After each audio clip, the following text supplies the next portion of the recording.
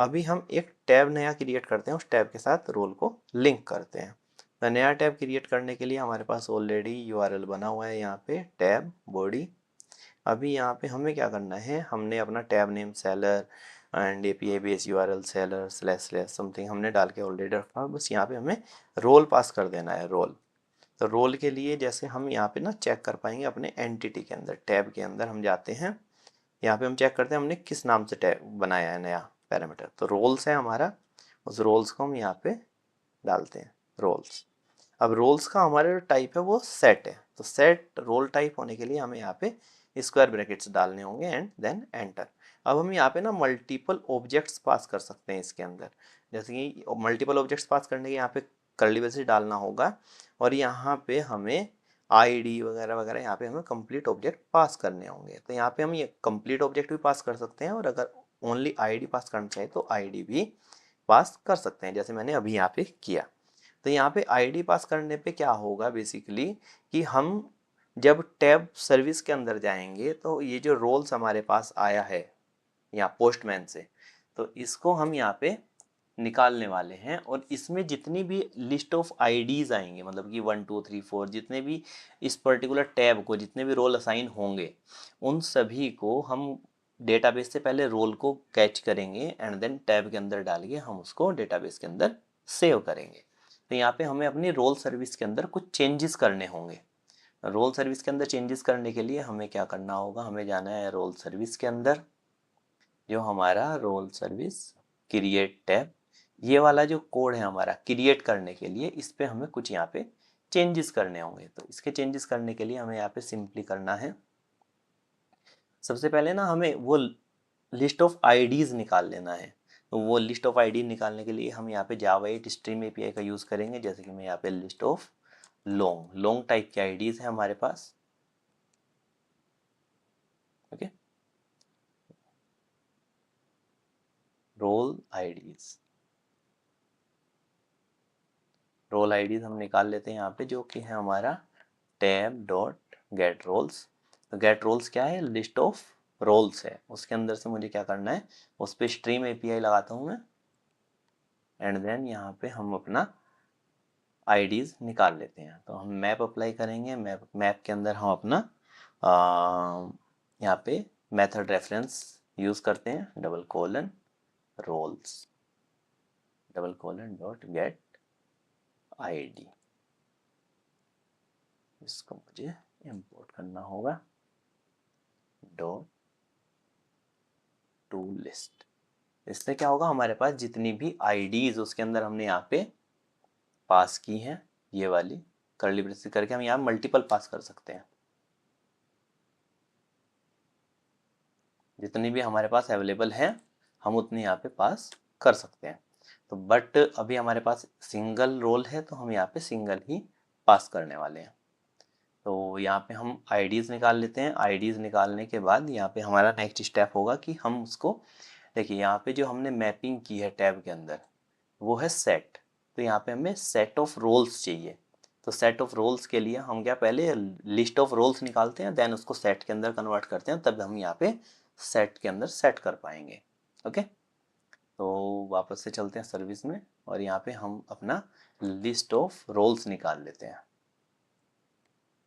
List of roles list is equals to roles repository. उसके लिए हमें रोल्स रिपोजिटरी की नीड होगी, जिसको हमें कंस्ट्रक्टर इंजेक्शन के थ्रू इंजेक्ट करना होगा। Private final roles repository, roles repository. अभी हम इसको यहाँ पे इंजेक्ट कर लेते हैं।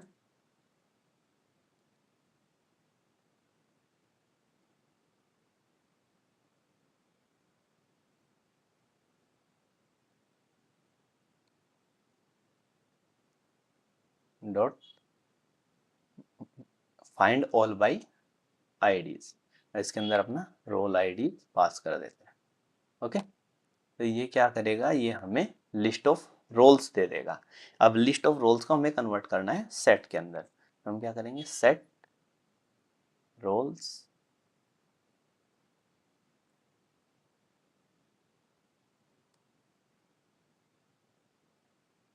Role set is equals to, यहाँ पे हम कर देते हैं new head set and then head set के ब्रेसेस में यहाँ पे हम रोल्स लिस्ट पास कर देते हैं।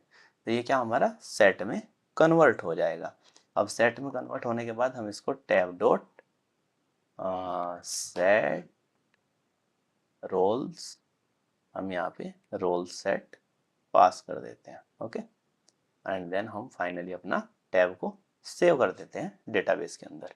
तो हमारा यहाँ पे ये काम एक्स्ट्रा हो गया। एक्स्ट्रा क्या हुआ कि हमारे पास जो पोस्टमैन से आईडीज़ आ रहा था, सबसे पहले हमने उन सभी आईडीज़ को निकाला, फिर उन आईडीज़ के बेसिस पर डेटाबेस पे हमने एक हिट मारा और डेटाबेस के अंदर जो भी लिस्ट ऑफ रोल्स प्रेजेंट है उन आईडीज़ का, हमने वो सारे ऑब्जेक्ट डेटाबेस से निकाल लिए। देन हमने उनको लिस्ट से सेट में कन्वर्ट किया एंड हमने अपने ऑब्जेक्ट के अंदर सेट कर दिया, क्योंकि टैब के अंदर हमने सेट का यूज़ किया है। सेट का यूज़ इसलिए किया है किसी एक पर्टिकुलर टैब को एक ही रोल मल्टीपल टाइम असाइन ना हो जाए। वो क्या, वो हमारा डुप्लीकेसी रिमूव करता है सेट।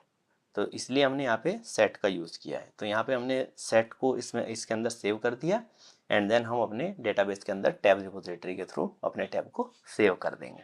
तो मैं एक बार प्रोजेक्ट को रीरन करता हूँ एंड देन हम उसको सेट करके देखते हैं कि वो क्या बिहेव करता है।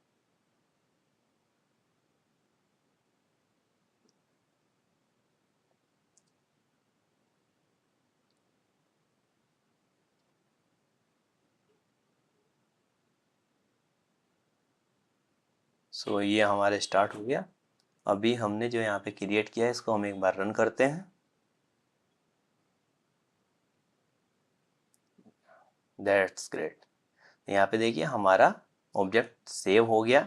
ये हमारा टैब का रिकॉर्ड है और टैब के साथ ये हमारा रोल है। रोल हमारा इसके लिंक में सेव हो गया है। अभी हम डेटाबेस में चल के एक बार देखते हैं।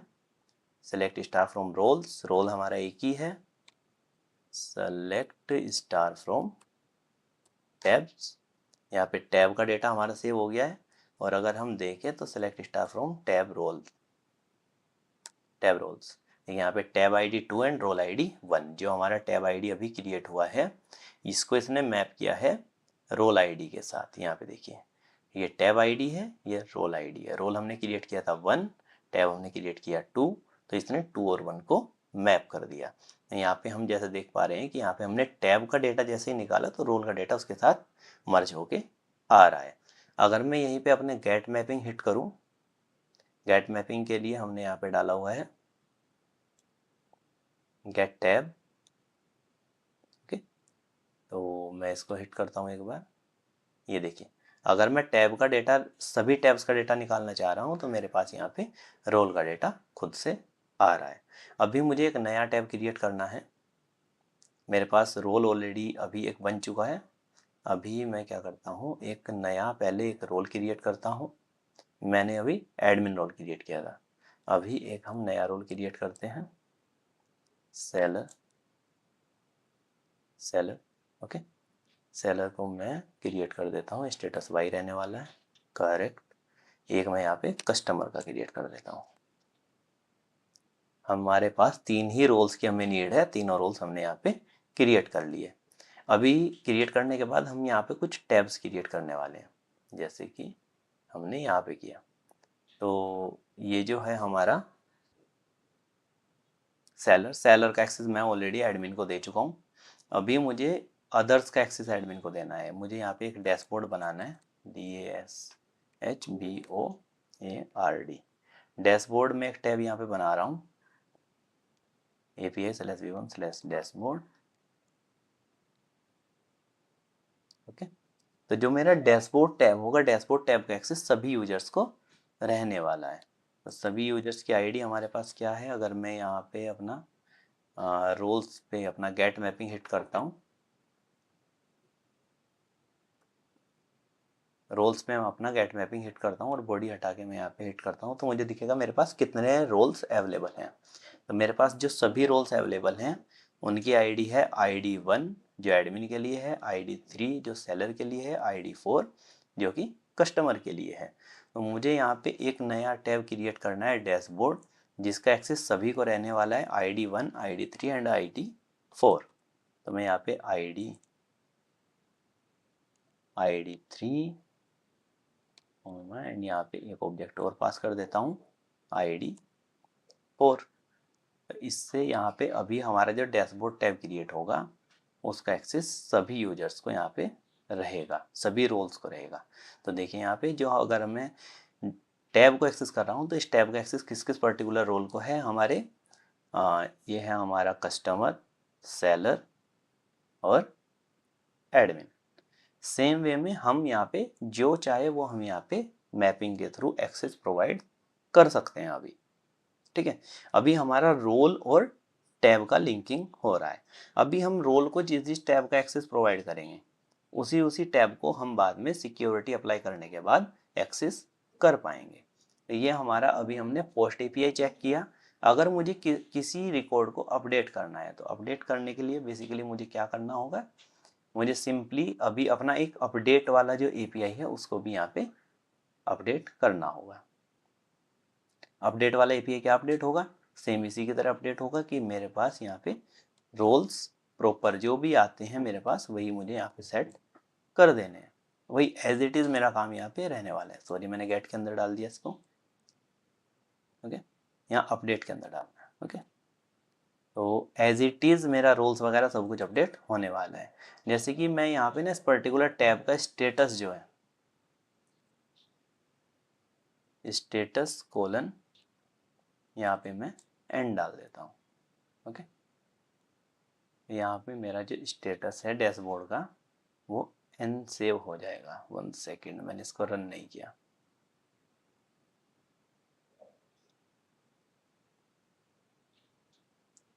इसलिए जब भी हम कोई चेंज करते हैं उसको हमें रीरन भी करना होता है। ठीक है, इसने यहाँ पे क्या किया, आई होप कुछ गलत ना किया हो।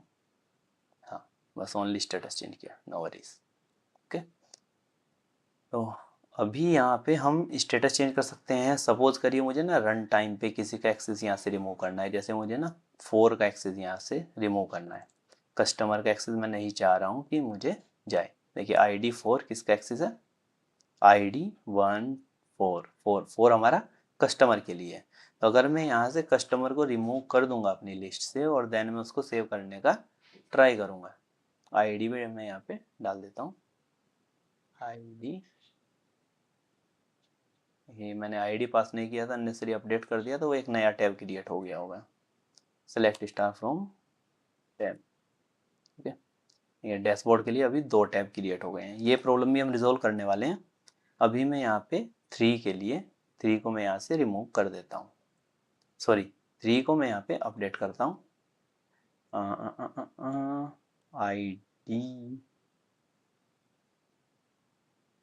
ID कोलन या 4 को ही कर लेते हैं। 4 को अगर मैं यहाँ से अपडेट कर रहा हूँ,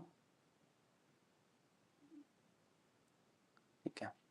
अभी आप देखेंगे यहाँ से ID4 पे मेरे पास सिर्फ 2 टैब्स का एक्सेस बचा है। तो मैं यहाँ पे जैसा यहाँ पे मैं चेंज करूँगा वैसा ही चेंज मेरा डेटाबेस में रिफ्लेक्ट करेगा, ओके। तो यही अभी हमें करना था। अभी इसके बाद हम चेक करते हैं कि हम आगे फर्दर अपना यूज़र कैसे क्रिएट करेंगे। और ये जो अभी प्रॉब्लम हो रही है यहाँ पे ना, ये डुप्लीकेट रिकॉर्ड्स क्रिएट हो जाते हैं। डैशबोर्ड के नाम से यहाँ पे हमारी 2 रो क्रिएट हुई है जो कि नहीं होना चाहिए।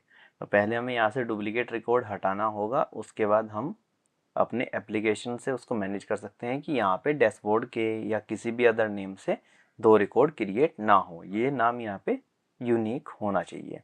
तो इसके लिए हम क्या करेंगे, पहले हम एक बार डिलीट करने का ट्राई करते हैं या फिर हम UI से डिलीट कर देते हैं अपना टैब ID3 को, ओके। तो हम एक बार देखते हैं हम कैसे डिलीट कर सकते हैं।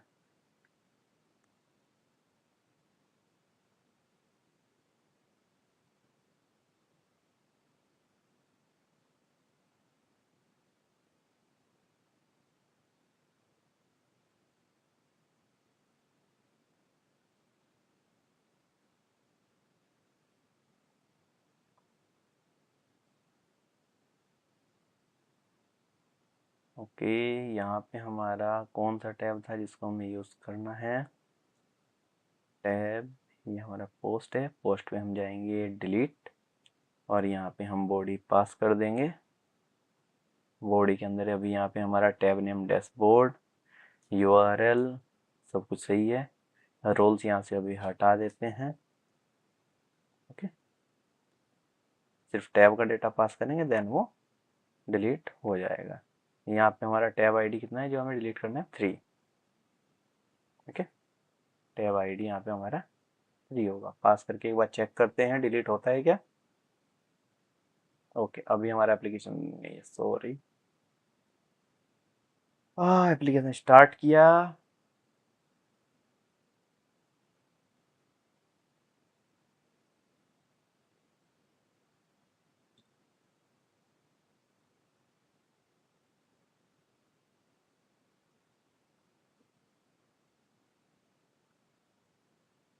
ओके, तो अभी डिलीट का ट्राई करते हैं। करेक्ट, सो अभी हमारा डेटा डिलीट हो गया। एक बार डेटाबेस में जाके वैल्यू चेक करते हैं, सेलेक्ट स्टार फ्रॉम टैब। यहाँ पे अभी हमारे पास कोई भी डुप्लीकेट रिकॉर्ड नहीं है। अभी हम दूसरे टेबल में सेलेक्ट करते हैं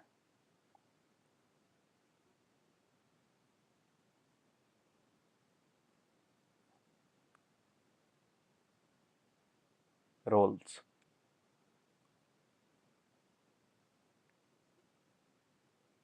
चेक करते हैं हमारे पास कौन कौन से रोल्स अवेलेबल है। अभी हमारे पास रोल्स में भी डुप्लीकेट डेटा नहीं है। यहाँ भी हमें अपना लगाना है कि हमारा यहाँ पे सिर्फ यूनिक डेटा ही सेव हो पाए। सो यूनिक डेटा लगाने के लिए क्या करना होता है, हमें अपने एंटिटी में कुछ चेंजेस करने होंगे। एक बार जाते हैं अपने एंटिटी के अंदर, पहले हम टैब एंटिटी पे जाते हैं, एंटिटीज टैब। यहाँ पे देखिए हमारा जो ये टैब नेम है इसको हमें यूनिक करना है। तो टैब नेम को यूनिक करने के लिए यहाँ पे हमें कंस्टेंट डालना होगा यूनिक। तो यूनिक एंड देन इसकी वैल्यू हमें ट्रू रखनी है। एक बार इसको स्टार्ट करके हम चेक करते हैं क्या होता है।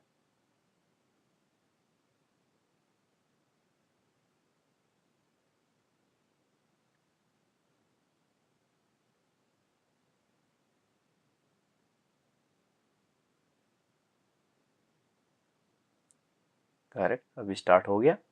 अभी हम एक बार पोस्ट करते हैं डेटा, पोस्ट, और यहाँ पे एज इट इज।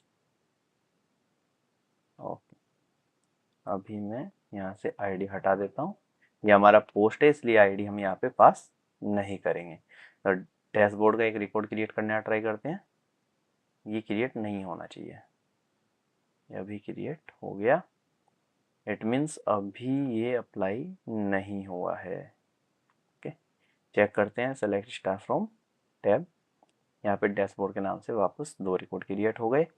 ये यूनिक कंस्टेंट अभी यहाँ पे अप्लाई नहीं हुआ है, तो इसको हमें मैनुअली अप्लाई करना होगा डेटाबेस में। ये बाय डिफ़ॉल्ट अप्लाई होना चाहिए था। एक बार अपना प्रॉपर्टीज फाइल चेक करते हैं। प्रॉपर्टीज में हमारा DDL की वैल्यू क्या है, spring.jp.hibernate.ddl.auto अपडेट। ओके, हम ना अपना इसको क्वेरी के थ्रू हम इसको सेट करते हैं अभी। तो क्वेरी के थ्रू सेट करने के लिए हमें जाना होगा डेटाबेस में, यहाँ पे लगाना होगा alter table, alter table tab, और टैब पे हमें जिसमें यहाँ पे लगाना है कंस्टेंट, उसमें हम यहाँ पे अपना कंस्टेंट लगा देंगे। Add constant, add constant unique, किस कॉलम पे लगाना है, ये हमें टैब नेम पे लगाना है। टैब अंडरस्कोर नेम,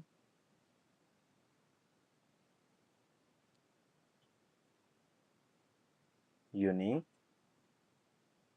इसको हम लगाएंगे टैब अंडरस्कोर नेम।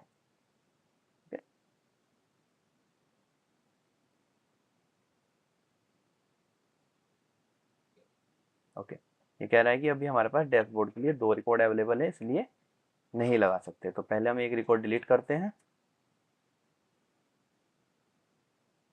डिलीट। यहाँ से ये हमारा ऑब्जेक्ट क्रिएट हुआ था, आईडी यहाँ पास कर देते हैं 5, ID:5। कॉमा, अभी हम इसको वापस से सेंड करते हैं तो डिलीट हो गया। अभी चेक करते हैं टैब के अंदर अभी क्या डाटा है हमारे पास, अभी कोई डाटा नहीं है। अभी हम वापस से अपना सेम कंस्ट्रेंट अप्लाई करते हैं, कंस्ट्रेंट अप्लाई हो गया। अभी हम वापस से इसको क्रिएट करने का ट्राई करते हैं कि हमारा डुप्लीकेट एंट्री जा रही है या नहीं जा रही है। ओके, तो यहाँ पे हम डालते हैं पोस्ट एंड देन हिट। अभी ये क्रिएट नहीं हुआ बिकॉज अगर हम यहाँ पे लॉग्स में चेक करेंगे, लॉग्स में हमें मिलेगा कि क्यों क्रिएट नहीं हुआ। ओके, उसका यहाँ पे हमें डुप्लीकेट की value violate unique constant tab name, तो यहाँ पे हम डुप्लीकेट वैल्यू पास नहीं कर सकते टैब नेम के अंदर। अच्छा, जो हमने यहाँ पे चेंज किया था टैब के अंदर, और टैब के अंदर जो चेंज है जब हम टेबल क्रिएट करेंगे तब हम उसको अप्लाई करेंगे, देन वो ऑटोमेटिक अप्लाई हो जाएगा।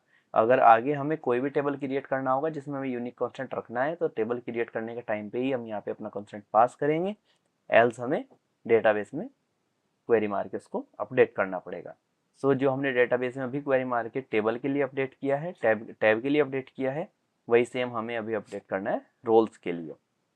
हम पहले एक बार रोल्स टेबल को व्यू करते हैं, select star from roles. Okay, तो अभी हमें सेम कमांड अल्टर कमांड चलाना है रोल्स के लिए कंस्ट्रेंट अप्लाई करने के लिए। So alter table roles add constraint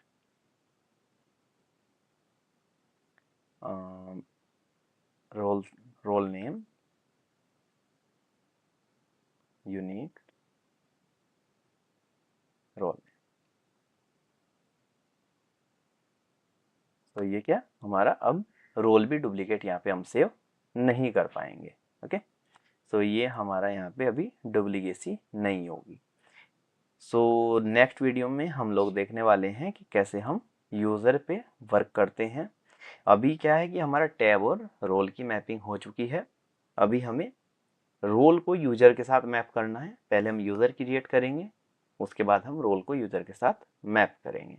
तो ये अभी हमें अपना नेक्स्ट प्रोसेस करना है जो हम नेक्स्ट वीडियो में करने वाले हैं। Thank you for now, see you in the next video.